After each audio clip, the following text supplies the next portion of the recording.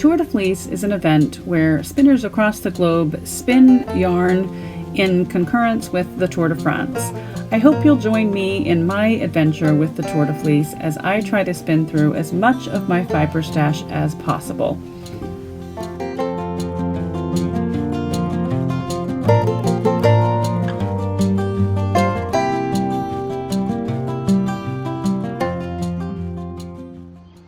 We finally got some rain. My pond is a pond again and not a puddle. Hurrah!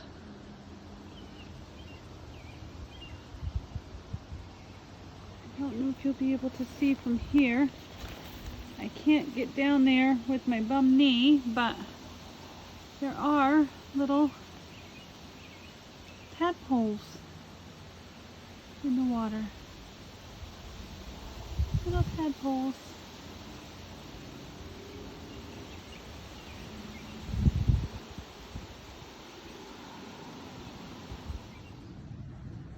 The hostas are starting to bloom.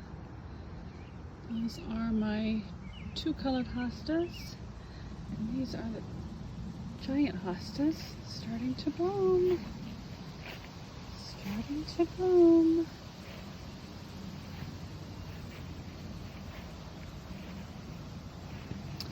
Blackberry bush. Blackberries are getting ready to ripen. Another month. There's my two-tones in full bloom. They always bloom the earliest. They're so pretty. So pretty.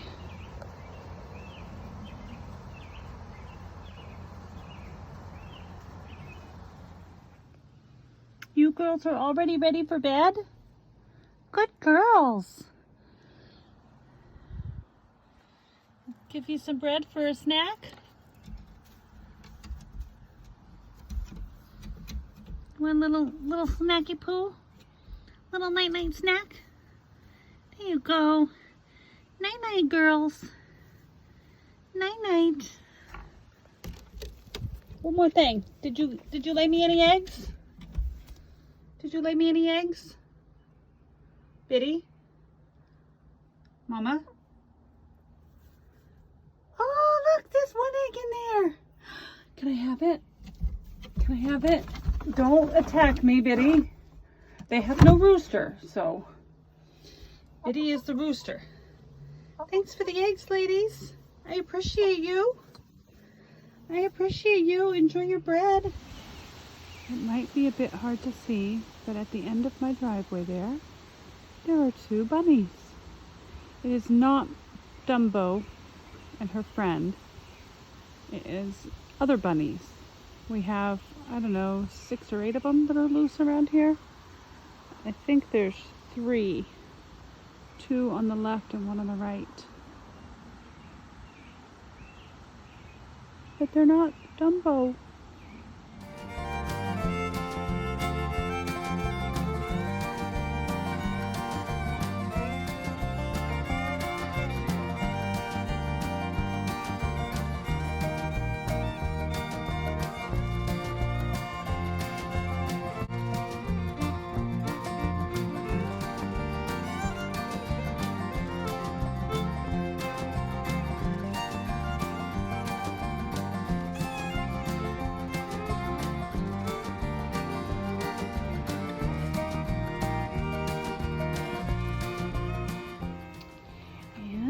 These bushes on both sides of my flower bed. My aunt called it a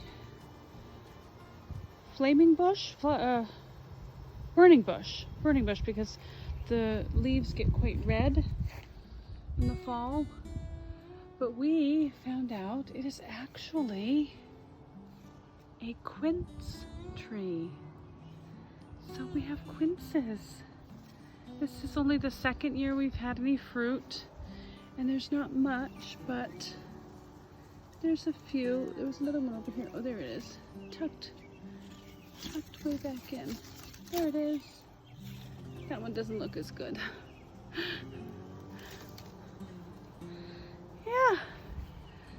don't know what you do with quince. Let me know in the comments if you have a recipe for quince. I don't know what to do with them.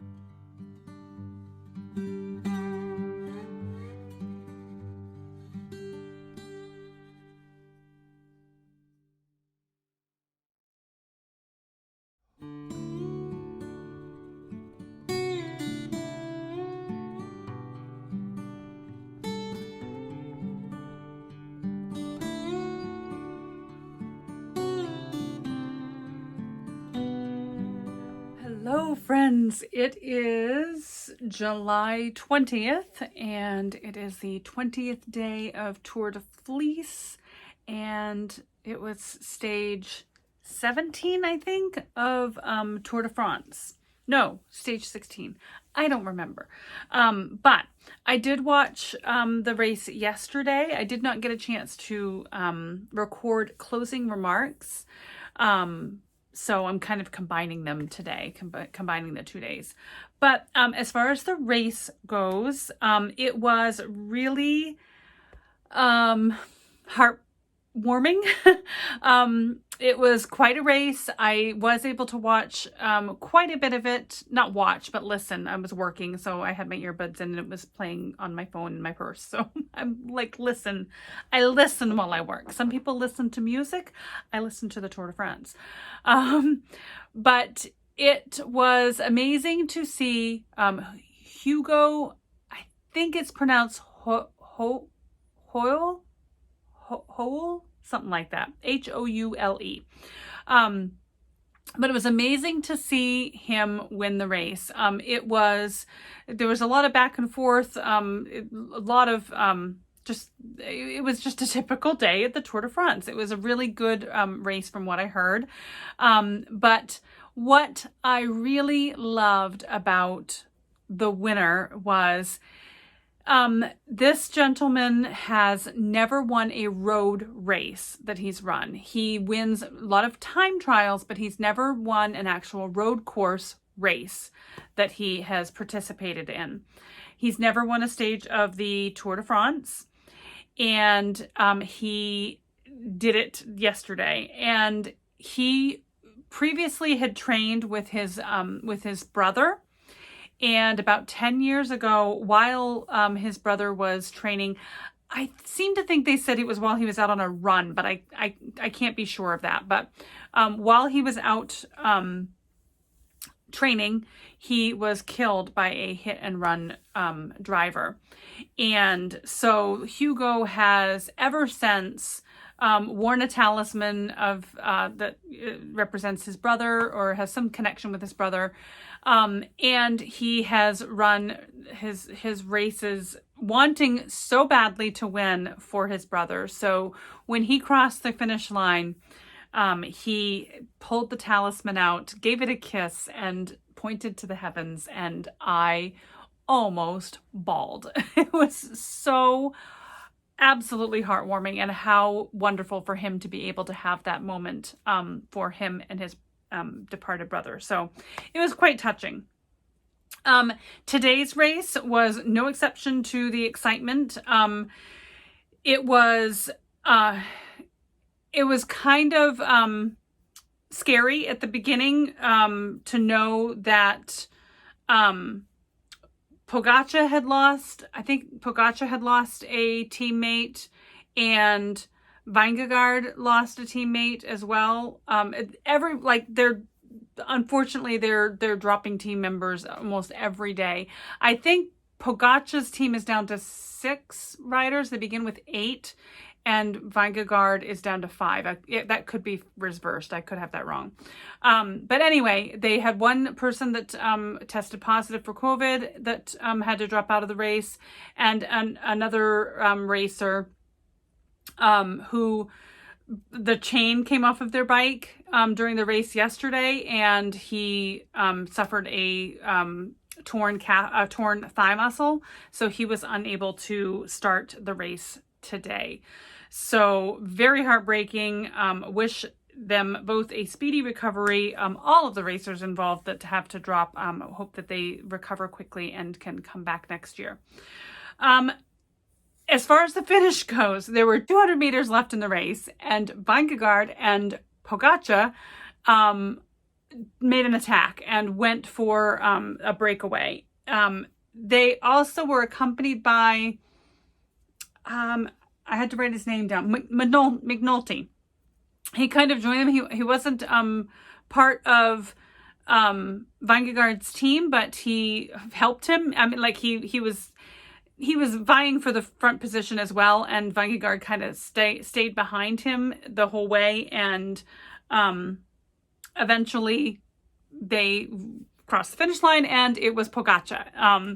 And they were like neck and neck.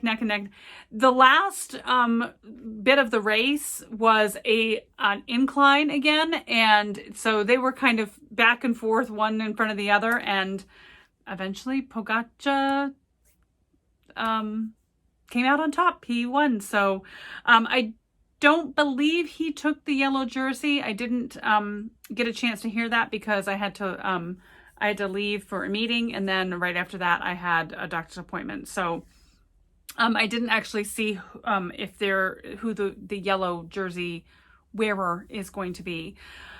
But it was an exciting race. I can't wait for the next one. I can't believe we only have 4 more days of Tour de Fleece, Tour de France left. There is a women's Tour de France happening the 24th to the 31st, so I'm looking forward to that. I will continue to spin through the end of the month to support my fellow females who are going to be racing in that race. I can't wait. And spinning. Let's go on to the spinning. So yesterday I was able to finish the beautiful rainbowy fiber. So this is a Cheviot fiber that was dyed all spreckly. And what I thought was really interesting while I was spinning this was some of the colors that came out, like this really dark color here. There were just some really interesting, neat colors that weren't actually like in the dye, but the way that fibers blended, it created colors. And I'm just so excited to apply this together and see what happens. I did, in order to try to get two bobbins that were of equal weight, I had to take some off of, I split the braid in half, and then I had to take some off of the other half to accommodate, to get this to where it needed to be. I think it was like 26 grams each. So the beginning of this is kind of short color repeats, and then you have longer color repeats because I had a thicker top to spin the rest. But even with spinning a thicker top, because the colors were kind of spotted and narrow on the top, as you're drafting fiber, it pulls color from behind the one you're on. So for example, if you're spinning pink and it might have blue and green behind it, when you're drafting fibers, it will pull some of the blue and the green kind of through the pink. So it's really interesting to see how like the colors blend. Like, I don't know if you can see, but this little piece that's sticking up here. Oh, let's see.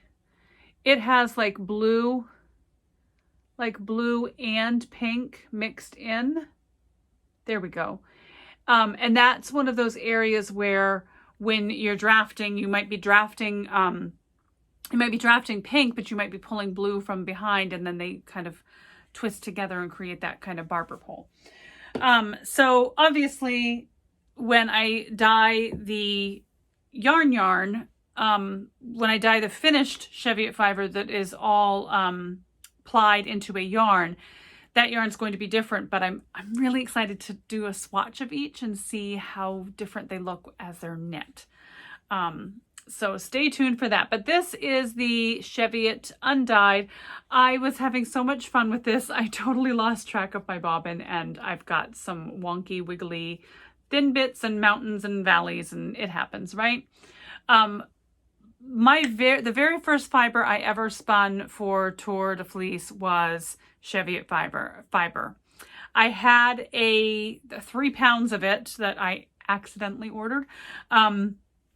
And I had dyed myself, so I spun a lot of Cheviot at my first Tour de Fleece. So this really took me back, and I tried to spin it a little thicker than I am now. Like my default is a 2-ply DK, and so I tried to spin it a little thicker, and kind of in honor or reminiscing that original.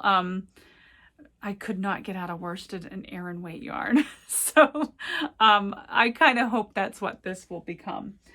So that is those two. I do still have the big thing of Cheviot to do. And this one will be dyed in many different colors. And then I'm going to tie ties on it to drop it in a black dye pot, and hopefully where the ties are cinched around the yarn, it will create speckles of the color. And I'll record all that so you can see what I mean. But that will be the next spin. I don't have time to do it tonight. I've spun about all I can spin for tonight. I do have some exciting news though. I did not have to have the procedure on my knee after all, which I'm so excited about. So I can keep using the Louette if I'd like. And I do want to use the Louette for the rest of the Cheviot. I'm going to move to the Eel 6 when I do the bamboo, however, because bamboo needs to be spun quite tightly, I think, because it's a slippery fiber, and it will be easier to do on the eel wheel than the Louette. So I'm going to finish the Cheviot on the Louette and then dive into the bamboo. And that'll have all my Paradise Fibers Fiber of the Month Club boxes caught up. So with any luck, I'll be able to get some of my Harry Potter inspired yarn that I dyed myself spun up as well. So I'm kind of excited about that. Yeah, so that's it. I still have not done any tallying as far as yardage goes, but I will before the final day on the 24th. So we'll know what I end with. I'm so excited. This is amazing. I'm going to have a lot of projects to do though. So, that's about it. I hope you enjoyed the video. Thanks for hanging out with me and watching the videos through the Tour de Fleece. I hope you'll stick around until the end on Sunday of the Tour de France, and then stick around with me till the end of the month for the women's tour. So I think that's it. I think that's all the things. Thanks for hanging out. Take care. See you next time.